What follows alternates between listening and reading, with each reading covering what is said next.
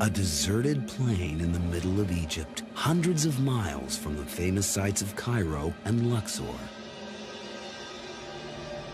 There are no tourists here, and yet below the ground lie the ruins of a great lost city. Archaeologists are unearthing evidence of open-air temples and works of art unlike any from ancient Egypt. Remote tombs reveal strange images, echoes of a revolutionary cult that dominated ancient lives. Over 3,000 years ago, this desolate landscape was the capital of the mighty Egyptian Empire. What happened here, and why has so little survived?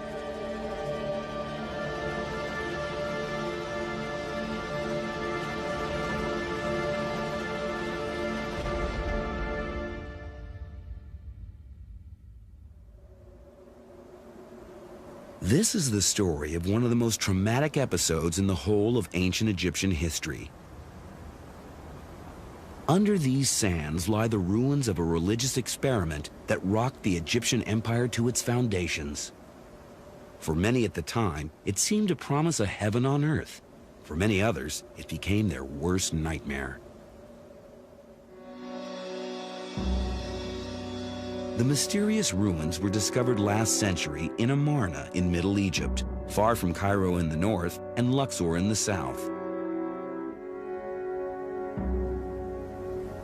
The first strange clues to this lost city were found in tombs hewn in the surrounding cliffs.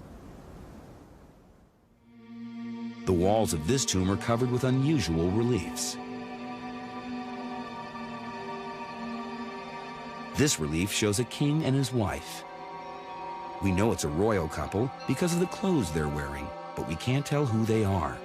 Their faces have been chiseled out.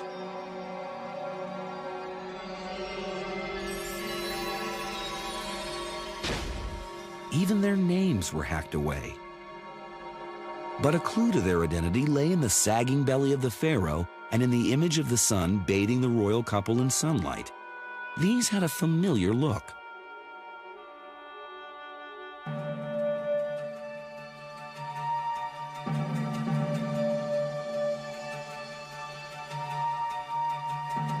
Similar images appear on the throne of the most famous pharaoh of all, Tutankhamun.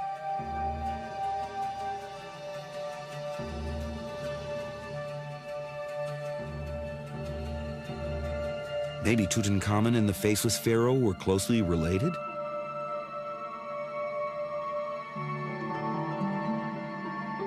Some even suggested they were father and son.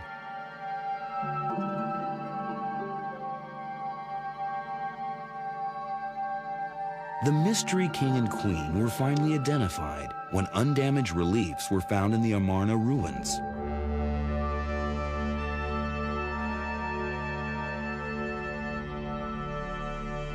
He was Akhenaten, an enigmatic pharaoh held by some as a visionary, branded by others as a heretic and a criminal.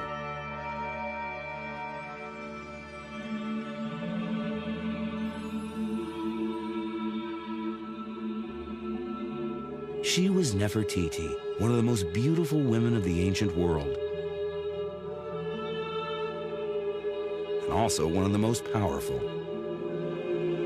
Nefertiti, even while she's queen, is shown doing things in ways that other queens never are. She wears pharaoh's crowns, which other queens do not, even while she's still queen. She is shown in one case smiting her enemies, just like a pharaoh does. No other queen is shown this way. Akhenaten and Nefertiti were husband and wife. They ruled Egypt in the middle of the 14th century BC, just 20 years before Tutankhamun.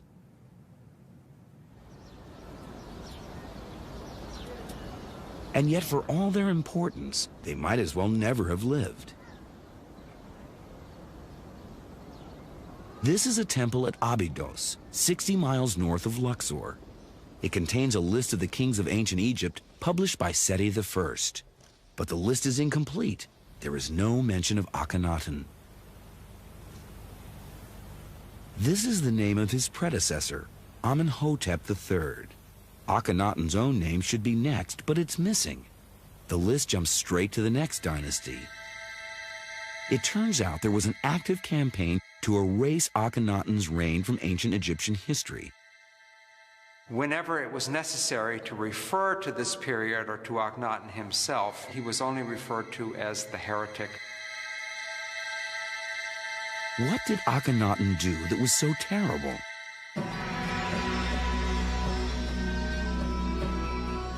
Akhenaten and Nefertiti first made a name for themselves in Thebes, the capital of Egypt during the 14th century BC.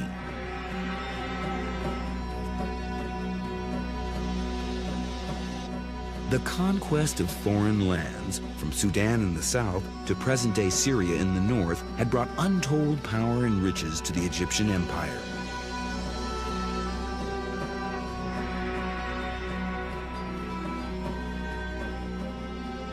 Thebes, modern-day Luxor, was its capital, and Karnak its main temple. Larger than the Vatican, Karnak was built more than 3,000 years ago, when Egypt's religion was polytheism, belief in many gods. The king, with his priests, prayed to these gods on behalf of his people. In Thebes, the most important god was Amun. Symbolized by his two-feathered crown, he was a god of fertility and creation.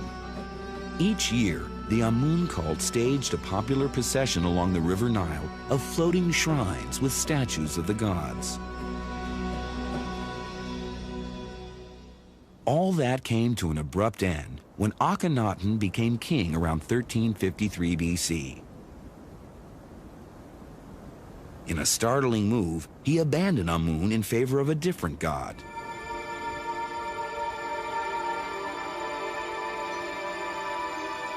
The Aten, or sun disk.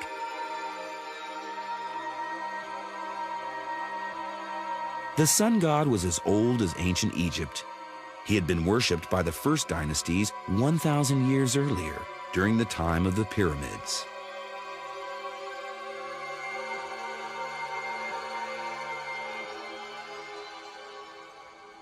Akhenaten's decision would have shocked the influential army of Amun-worshipping priests. They expected their pharaoh to worship Amun above all other gods. Akhenaten was refusing to do that. Worse still, he was actually promoting another god to rival status. What possessed the king to scorn the established god of Thebes? There's evidence that his father, the previous king, Amenhotep III, was already leaning towards sun worship. These are colossal statues of Amenhotep III himself. They were built during his lifetime out of a very special stone. It's quartzite, and the pharaoh had to transport it at huge expense from quarries many miles from here. What made it so desirable was its golden, glowing color. Quartzite was associated by the ancient Egyptians with the sun god. The statues were also positioned to catch the first gleam of light from the rising sun. Such overt homage to the sun god was unusual at the time, but that's as far as this pharaoh dared to go. His son Akhenaten had no such qualms. He believed the sun deserved its own full-blown cult.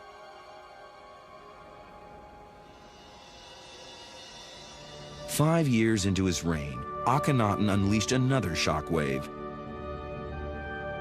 Thebes, he announced, was too closely linked to Amun and so unsuitable for the Aten. The sun disk needed its own holy city.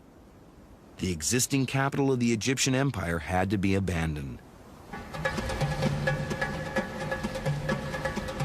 To the consternation of the priests, Akhenaten and a small band of loyal nobles left Thebes in search of a new capital. After scouring the length of the Nile, he came upon a site in the middle of Egypt. It was exactly halfway between Thebes and Memphis, about 170 miles from each. The shore where Akhenaten landed is in a region now called Amarna. The villagers live in a fertile stretch of land on the east bank of the Nile. Beyond it lies a forbidding plain surrounded by cliffs. It was as bleak then as it is today. No one would dream of running the Egyptian empire from such a desolate and remote spot, yet it was here that Akhenaten decided to build his new capital. The king must have been aware that the move would come as a shock to his subjects because he went to great lengths to justify his decision.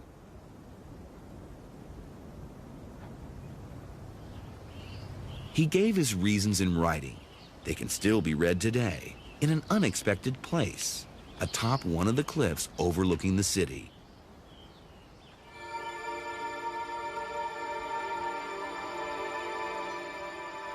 A symbol of the Aten has been carved into the rock as a boundary marker. Below it is a text. It says that His Majesty found here the place of origin of the Aten, after arriving mounted on a great chariot of gold and silver.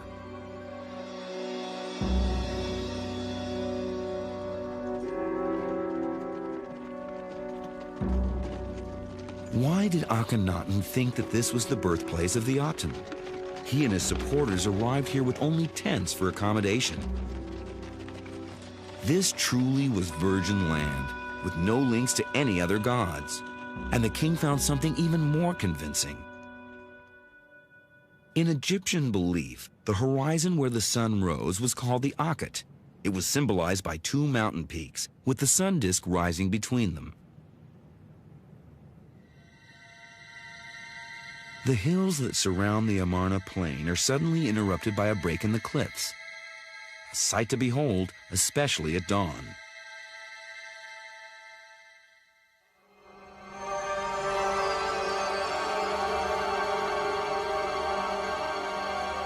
The king must have thought he'd found the sacred birthplace of the sun god. He named his city Akhet-Aten, horizon of the sun disk. The site has been buried for over 3,000 years, but this century, excavators have unearthed the remains of over 100 buildings. It's now possible to virtually recreate the entire city. Even the interior decoration can be determined from fragments of color on tomb columns.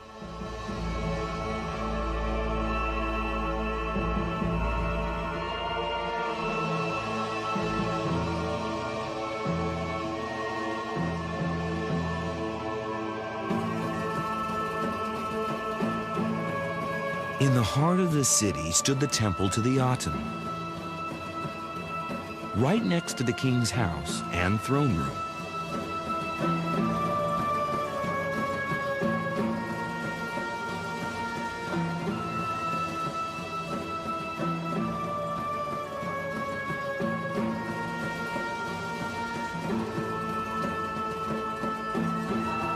The finished interiors were in stark contrast to the barracks-like exteriors, but this was a city built in a hurry. There was still scaffolding around when the royal family moved in. It's rare to find remains of ancient Egyptian dwellings. These ruins can actually offer a glimpse into how a middle-class family lived. This one was the home of a sculptor called Thutmose. It's typical of dozens of houses subsidized by Akhenaten to lure the middle classes here, the first planned suburb in history. Here was a comfortable lifestyle, at least for the grown-ups. This was the master bedroom with its own bathroom, but no such luck for the children. It's likely they had to sleep with the servants. Although Akhet-Aten was long ago abandoned, there's still life in the area. This circle in the sands is an old well, one of many found in private homes. These wells provided clean drinking water and allowed bricks of dry mud to be made on the spot. They were handy, too, for watering the garden. No self-respecting resident could afford to be without one. But Akhenaten didn't come to this forsaken place to win a town planning award. He came to build a holy city to the sun god. And he charged his best artist with the job of turning his dream into reality. Tutmosis was the king's favorite sculptor. It was in his workshop, in this very corner, that a German expedition in 1912 made a wonderful find.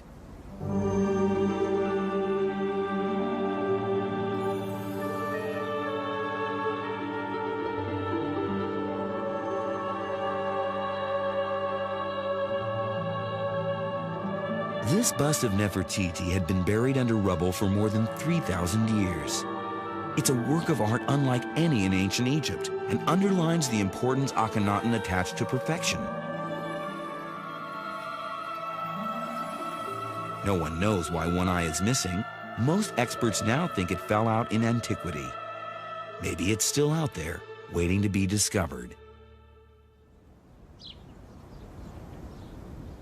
Akhenaten's pursuit of perfection was single-minded. Buildings, too, had a role to play. These are the remains of a palace. When it was first excavated, the walls in this room were found covered with fragments of a mural that has now been reconstructed.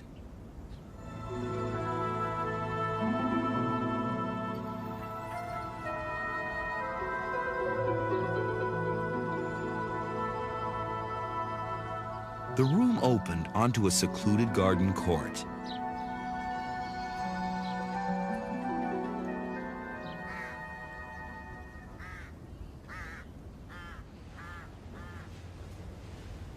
The best preserved examples of Akhenaten's devotion to the Aten are to be found inside the nobles' tombs. This one was never finished, but it shows how the stonemasons carved the columns straight out of the rock.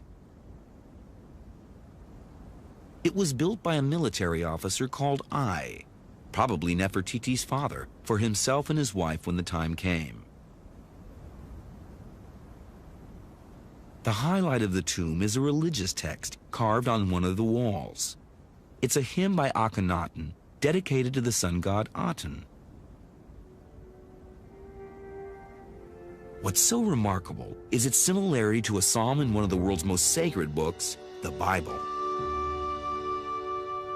O living sun disk, thou art beautiful, great, glittering. When thy movements fade, the land is in darkness. Every lion is out of his den. O Lord my God, thou art very great. Thou art clothed with honor and majesty. Thou makest darkness, and it is night. The young lions roar after their prey. It strikes you when you read those texts very much like a religious revelation, a flash of insight that a prophet might receive from his God. The hymn to the Aten is more amazing still, because it anticipates the central belief of the Bible.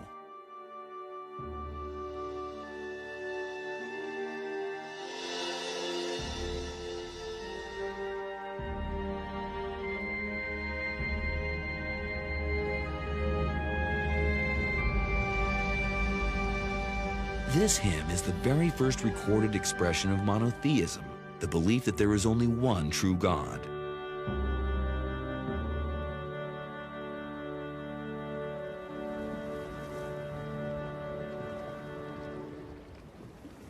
Because of his monotheism, Akhenaten comes across as a religious visionary ahead of his time, a forerunner of the great prophets of Judaism, Christianity, and Islam.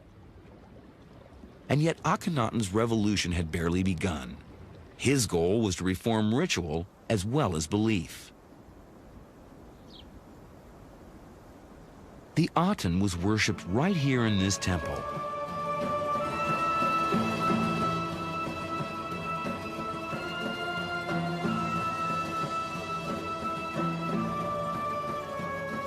As in other cults, ordinary people were kept out of the temple. Only Akhenaten and his priests could enter the inner sanctuary. but Akhenaten came up with a new idea for including the people in the worship of the Aten. An aerial view of the Amarna region shows that the king had boundary stones installed to define the city limits. There were also definite axes pointing east and north. When architect Michael Mallinson analyzed a recent survey of Amarna by the Egypt Exploration Society, he noticed that the boundary stones and the temples formed a series of perfect rectangles. What did it all mean? There's a clue in the geometry of the temple itself. Its proportions, when projected out, are the same as those of the city limits. It's as if the whole city had been made into a temple. Everyone can see the horizon of the Aten where the god first appears, and it can be worshipped as such. He's opening it all out, so suddenly it's all apparent, it's all visible. So it's gone from being a religion which is closed to a religion which is open, and that's completely consistent with the way he himself represents his religion. It seemed as if ordinary Egyptians may have ignored Akhenaten's offer. Excavations at a workers' village suggest a reluctance to give up the old and familiar ways. There was still a certain amount of worship of traditional gods, or there were certainly chapels, and there is evidence for various fertility gods and things associated with the ordinary people, which may suggest that they weren't that interested in Artenism.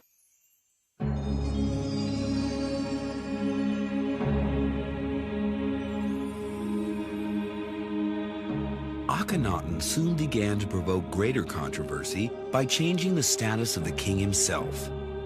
The ancient Egyptians saw their kings as a vital link between the gods and humankind.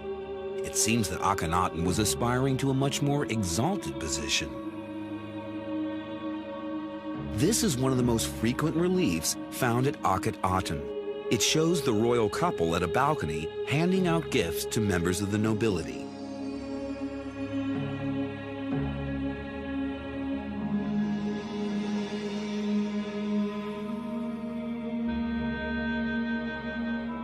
Thanks to copies made when they were in better condition, such scenes can now be recreated.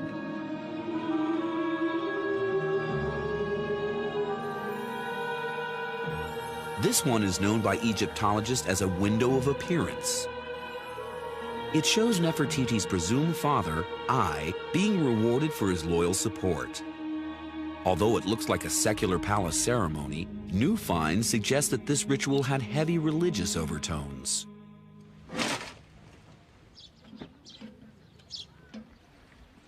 Recently, a team from the Egypt Exploration Society, run in the field by Kate Spence, found some intriguing foundations in an area of the city known as the North Palace. Among the finds were the bases of large-scale statues. They hinted at a major complex. Just how important a complex became clear when tiny fragments of a precious metal were found. There you are, a nice big bit of gold leaf coming out in front of your very eyes. It was the first trace of gold found at the North Palace since the 1920s and was evidence of something special and religious. It was associated with the sun and with the flesh of the gods, and the fact that it shines, that when light falls on it, it reflects off it, was very important for the Egyptians. The golden statues could only be of Akhenaten. Kate Spence also discovered that they had stood next to the base of another mysterious structure.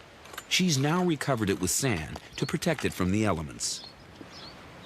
The gypsum foundations are extremely well preserved. We've also been getting a lot of fragments of gold leaf, which show that it was a very, very important architectural structure, probably a big gilded gateway. The whole structure bore the hallmarks of one of the balconies where the nobles received their gifts.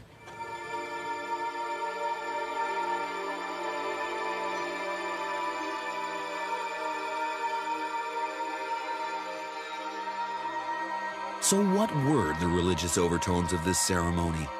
A vital clue lay in the strange orientation of the palace. It was aligned to the east, Usually only temples pointed east. Perhaps the palace was intended to be like a temple, but who then was the object of worship?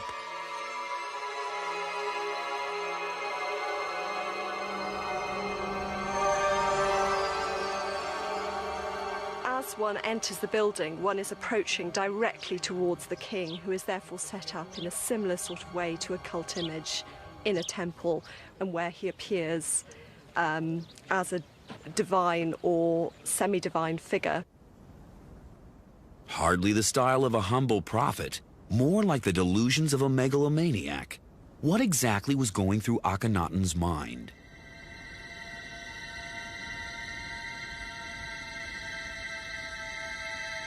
An insight into his thinking can be gleaned from his tomb. Like all pharaohs, Akhenaten built his tomb while he was still alive. The nobles' tombs in the Amarna plain were cut into the surrounding cliffs, but not Akhenaten's. He built his 4 miles further east, deep into a valley that winds its way through the desert. It's always been a mystery why the royal tomb is so remote.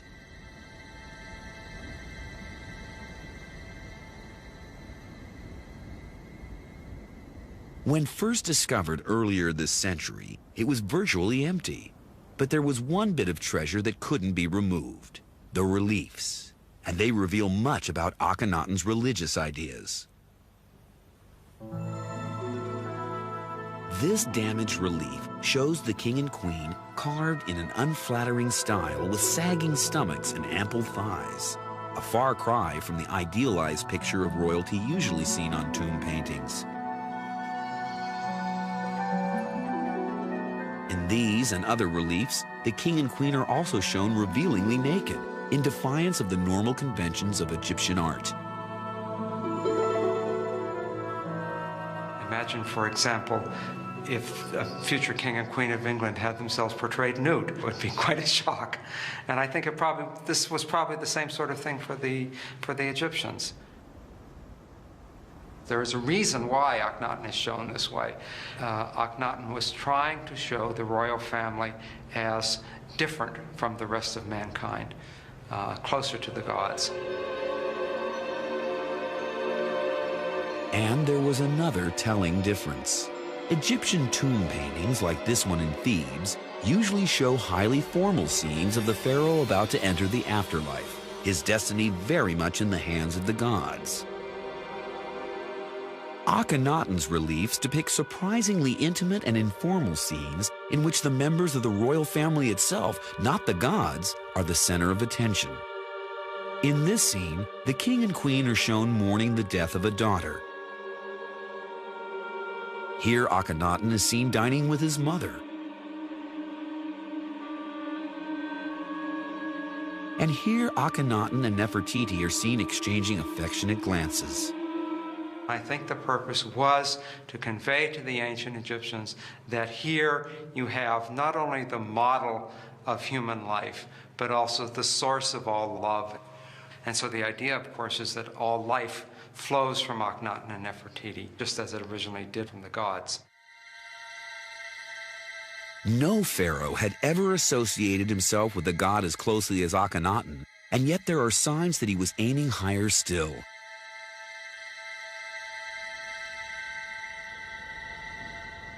Akhenaten's ultimate ambition is revealed in a radically new view of the afterlife. Traditionally, the spirit of the dead was believed to set in the west with the dying sun.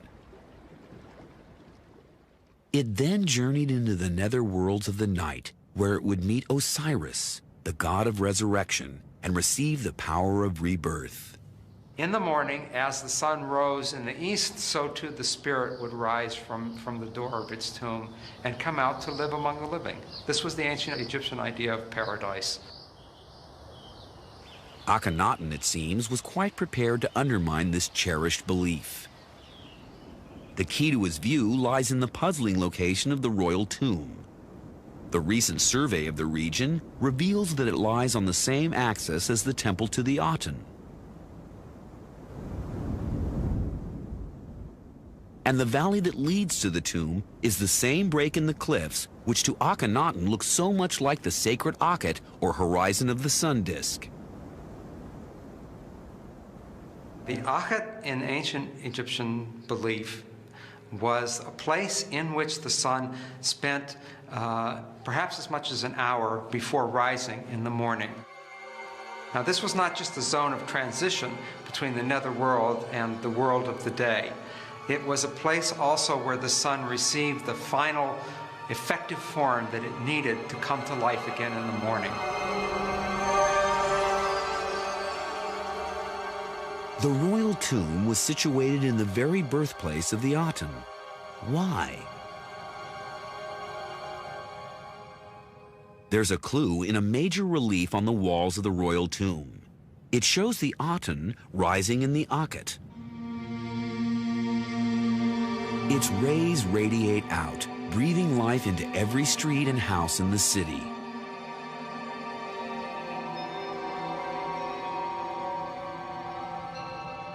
The final piece in the jigsaw comes from the survey of the royal tomb's relation to all the other boundary markers.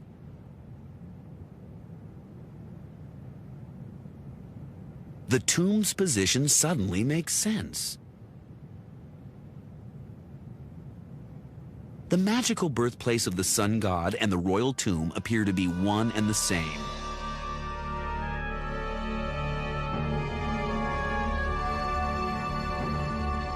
The message was loud and clear. Akhenaten's soul would rise as one with the Aten, bypassing the journey to the underworld to meet Osiris, the god of resurrection. This was heresy and must have frightened Egyptians of the day. The common people, laborers working on this tomb, would have been very worried about what's going to happen to them in the next world.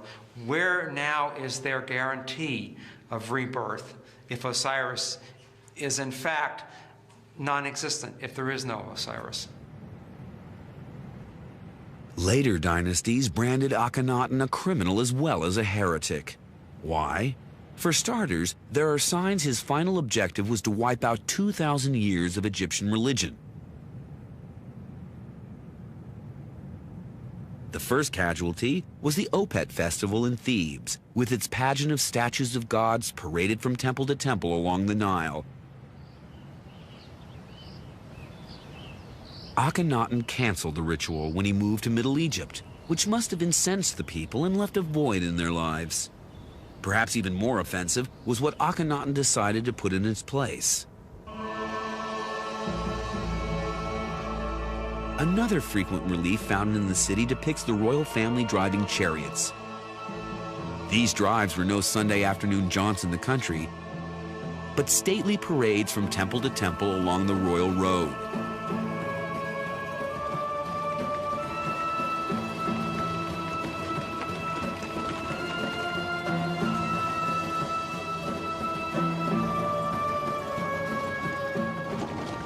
Instead of having processions of divine images, you're having processions of the king himself. That's a fairly meaningful act, to swap the procession of the god for yourself in a chariot. There's no record of what people thought of their king's behavior, at least not officially. But this figurine of a chariot was found in the Amarna ruins, driven not by the king, but by a monkey. It's the only evidence of descent unearthed to date. Surprising in light of the massive scale of Akhenaten's reforms. A close look at the chariot scenes reveals why. Armed troops escort every chariot procession, ready to squash any signs of protest. But even this show of force only hinted at the magnitude of Akhenaten's designs on Egyptian religion.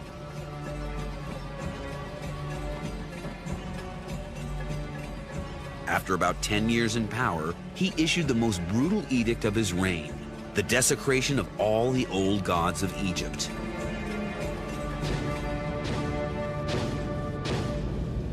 Akhenaten attacked every shrine in the land. Back in Thebes, the god Amun bore the brunt of this backlash. In a fit of jealousy, without precedent in ancient Egypt, Akhenaten targeted every reference to Amun. It wasn't just the colossal statues that were damaged. Even in small scenes like this one, the god's face was hacked out. Inscriptions on the top of obelisks were full of references to a moon. Although barely visible from the ground, they had to go. A climate of fear now pervaded the land. This amulet was found in the ruins of a house in Amarna. It had a moon written on it. Its owner felt it was perhaps wiser to censor the word. There is, in the history of the world, a number of movements, communism, Nazism. I think they all, in the beginning, infect people with a new way of looking at things and bring people along with them. But it seems to be common human nature that eventually what is a liberating theology becomes restrictive. You can no longer accept alternative ideas. You must only accept one idea. And at this point, fanaticism starts. And what's interesting about Amarna is you can see it's happening in human history for the first time. This was the nightmare which later dynasties branded a heresy and a crime. This was the trauma they wiped from their history.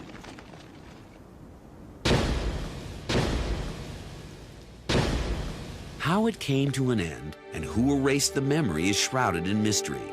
But here and there, one can still hear faint echoes of a violent aftermath.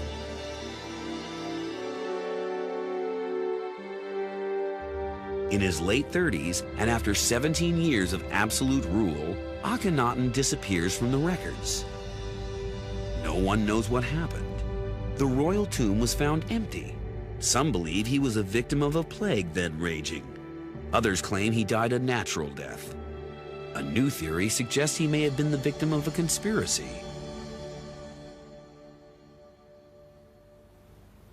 Kings were murdered in antiquity. In Egypt's case, the facts are sparse. But Nicholas Reeves, a world-renowned expert on the 18th dynasty, believes the possibility can't be ruled out.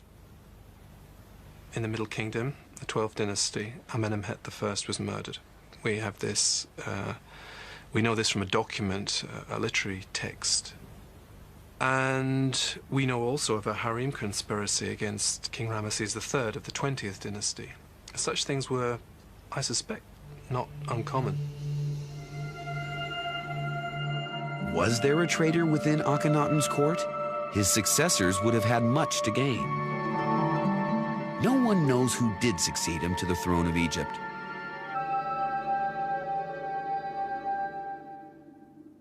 One candidate is an obscure pharaoh by the name of Smenkhare.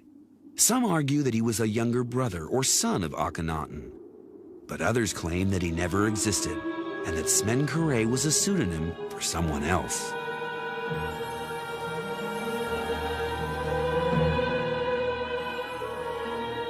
It's only recently that we've begun to realize that, in fact, Nefertiti played quite a powerful political role.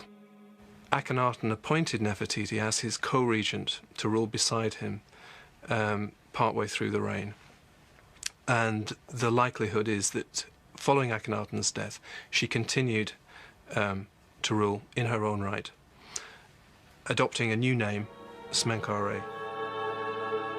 Whoever succeeded Akhenaten had a short-lived reign, dying soon after being crowned.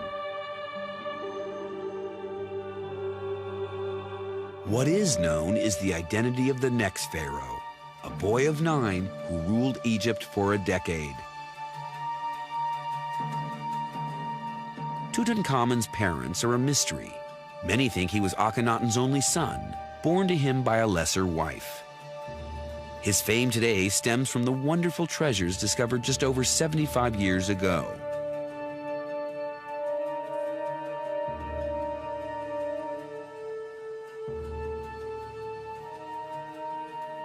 It's thought that Tutankhamun died too young to play a major part in history, but the boy king in fact presided over one of the most critical periods in his country's past.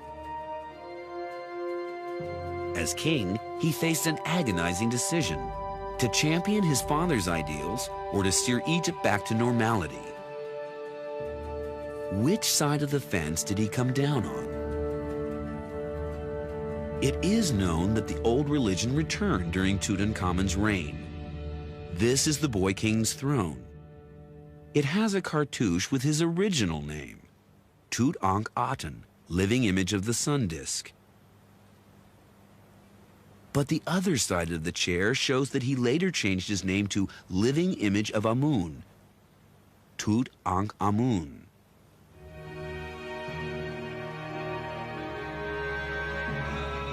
Yet the restoration could not have been carried out by Tutankhamun himself. He was too young.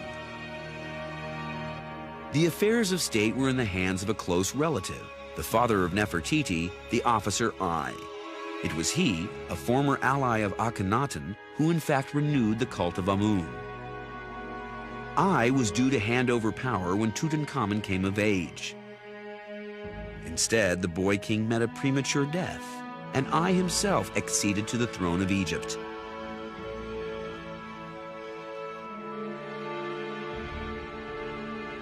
Tutankhamun died at the age of 18. The cause of his death is a mystery, but theories of foul play abound. One of the most sinister points the finger directly at Ai.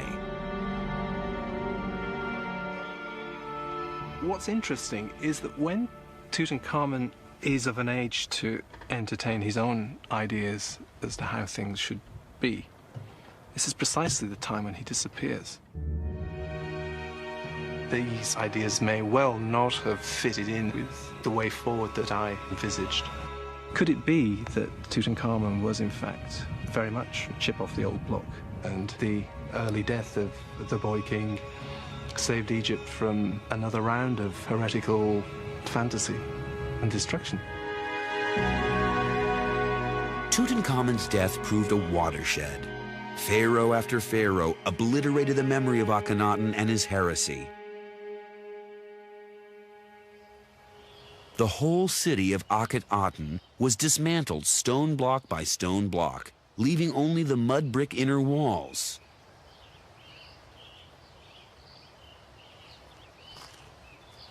Ancient Egyptians must have thought they'd heard the last of Akhenaten.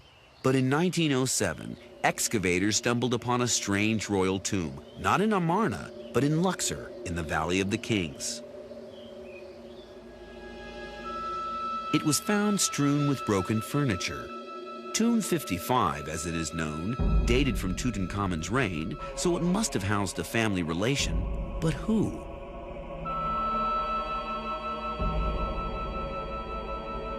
The coffin was moved to the Cairo Museum, but it was impossible to tell who it belonged to. The mask had been torn off. Even the name had been chiseled out.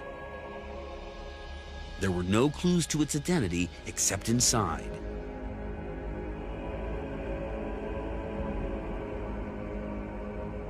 The skull and bones of an adult male. When we first examined this, Was the body related to Tutankhamun? DNA tests on the fragile tissues have not yet been allowed, but Dr. Nasri Iskander was one of a team of forensic experts who compared an X-ray of Tutankhamun's skull, shown here on the left, with an X-ray of the mystery skull, shown here on the right. now this one is very close to this one, and according to some dimensions we are measuring and some angles of the mantle and some parts of this skull, we have found that this is a first degree relationship. It means it's a father, son, brother, or something like that. This is first degree.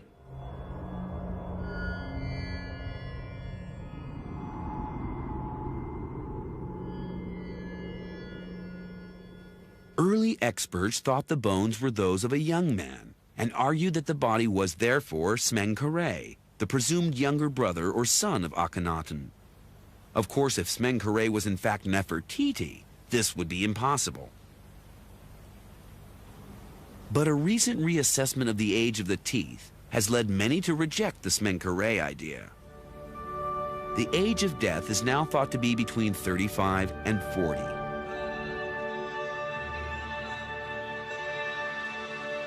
My own view is that the body from Tomb 55 so far as one can judge from the archaeological evidence, is the body of Akhenaten himself.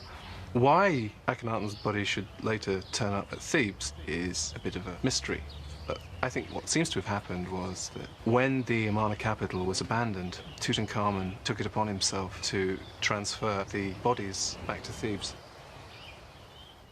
Akhenaten died around 1336 BC. Tomb 55 was found 200 years later during the digging of another tomb. If it was Akhenaten's, perhaps the sight of the heretic caused revulsion and the coffin's desecration. Only then was Akhenaten truly forgotten. But his ideas didn't die. They lay dormant. The vision of one true God resurfaced a few centuries later in the revelations of a prophet named Moses, who led his people out of Egypt to the Promised Land. The single God of Moses has been the bedrock of Jewish, Christian, and Muslim faith ever since.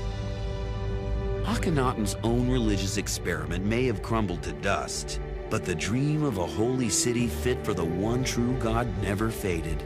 It continued to haunt the minds of visionaries and fanatics through the ages, right down to the present day.